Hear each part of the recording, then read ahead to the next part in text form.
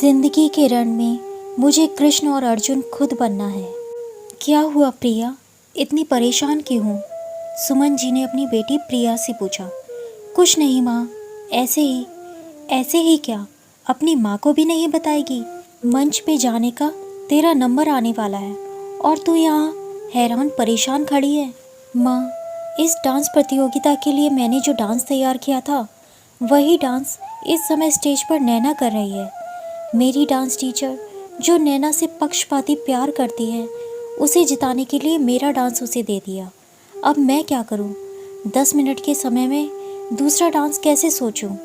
और उसका कॉस्ट्यूम भी तो आपको तो पता ही है मैंने इस प्रतियोगिता के लिए कितनी मेहनत की थी। अब तो मेरे जीतने के चांस ख़त्म ही समझो, कहकर प्रिया उदास होकर बैठ गई। प्रिया बेटा, एक बार तुम्हारे पापा के साथ भी ऐसा कुछ हुआ था और उनके साथ वो धोखा करने वाले उनके अपने ही थे, उनका अपना भाई और पिता। तुम्हारे परदादा की बहुत प्रॉपर्टी थी। वसीयत के मुताबिक उनकी वह प्रॉपर्टी तेरे पापा और चाचा के बच्चों के बीच बराबर बंटनी थी, लेकिन तुम्हारे दादा का रुझान अपने छोटे बेटे की तरफ था। तुम्हारे चाचा ने दादा को ना जाने कौन सी गुट्टी पिलाई कि एक दिन दादाजी बोले, राकेश, ये प्रॉपर्टी तुम दोनों के बेटों के बीच बंटनी थी, लेकिन क्योंकि तुम्हारा कोई बेटा नहीं है और बेटियों को जायदाद में कोई हिस्सा नहीं होता, तो तुम अपने रहने का दूसरा ठिकाना ढूंढ लो और दुकान पर भी अब तुम्हें आने की कोई ज़रूरत नहीं। तुम्हारे पिता ने अपने पिता की बात आंख मूंद कर मान ली और छोड़ने की तैयारी करने लगे। तब तुम्हारी दादी कमरे में आई और बोली, राकेश, आज तू इस घर को छोड़कर चला जाएगा तो बहुत गलत करेगा। अपने हक के लिए खुद ही लड़ना पड़ता है।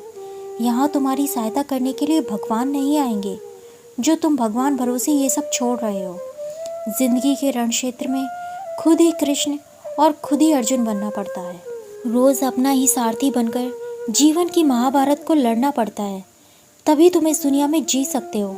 क्या हुआ, जो तुम्हारे सामने तुम्हारे अपने हैं, उन अपनों ने भी तो तुम्हें अपना नहीं समझा। उन्होंने भी तो तुम्हें पराया कर दिया। अपनी बेटी के हक के लिए तुम्हें आवाज़ उठानी होगी। मैं तुम्हें समझा सकती हूँ, करना तो तुम्हें ही पड़ेगा। अपनी माँ की बात सुनकर तुम्हारे पिता जैसे नींद से जागे। सही बात है, मुझे अपने लिए खुद ही लड़ना होगा। कैसे क्या करना है खुद ही सोचना होगा। कोई सारथी बनकर मुझे राह दिखाने नहीं आएगा। मुझे खुद अपनी राह ढूंढनी है। उसके बाद तुम्हारे पिता ने दादाजी से अपने हक की लड़ाई की और तुम्हारा हक दिलवाया। प्रॉपर्टी में बराबर के 2 हिस्से हुए। यही बात मैं तुमको कहना चाहूँगी कि तुम्हारे पास कोई कृष्ण या सारथी नहीं आएगा। तुम्हें अपनी लड़ाई खुद लड़नी है। अब तुम जाकर अपनी टीचर या नैना से तो नहीं लड़ सकती, लेकिन अपने डांस में अपना 100% दे सकती हो। कोई तुम्हारे विचारों की कॉपी कर सकता है, लेकिन तुम्हारे टैलेंट की नहीं। अगर तुम नैना से अच्छा डांस कर सकती हो तो तुम्हें जीतने से कोई नहीं रोक सकता। बाकी तुम्हारी मर्जी है कि तुम नैना से मैदान में उतरे बिना हार मानकर बैठ जाओ। मैं तो केवल तुम्हें मोटिवेशन दे सकती हूँ, कहानियाँ सुना सकती हूँ।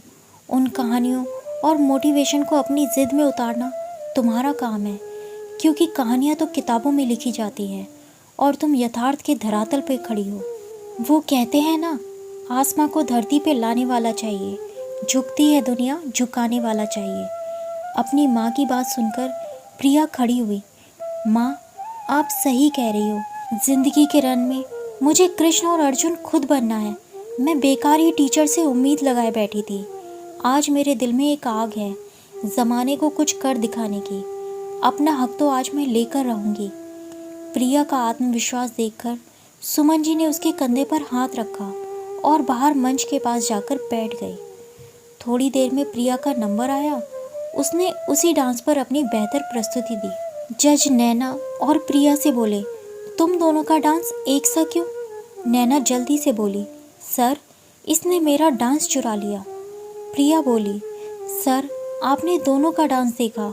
आप जज हैं और आप अच्छी तरह समझ सकते हैं डांस के हर स्टेप पर किसने कितनी मेहनत की है। उसके अलावा आप कॉस्ट्यूम भी चेक कर सकते हैं कि डांस के मुताबिक किसका कॉस्ट्यूम फिट है। निर्णय आपके हाथ में है और मुझे पूरा विश्वास है कि आप सही का साथ देंगे। धन्यवाद। प्रिया के बोलने के बाद जज बोले, हमें तुम्हारी सोच पर गर्व है प्रिया। डांस से साफ पता लग रहा है कि नैना ने तुम्हारा डांस चुराया है, क्योंकि तुम्हारे स्टेप और मुद्राएं परफेक्ट थी। प्रिया आज की प्रतियोगिता की विजेता घोषित की जाती है और नैना, आज के बाद तुम किसी प्रतियोगिता में भाग नहीं ले सकती। जज की बात सुनकर प्रिया बहुत खुश हुई। आज उसने कृष्ण और अर्जुन बनकर अपना हक पा लिया था। सुमन जी दर्शकों में बैठी बहुत खुश थी कि आज उन्होंने अपनी बेटी को कृष्ण और अर्जुन बनने का रास्ता दिखा दिया था। दोस्तों, इस कहानी से अगर आपको थोड़ी सी भी प्रेरणा मिली हो तो प्लीज़ मेरे चैनल को सब्सक्राइब ज़रूर करें। धन्यवाद।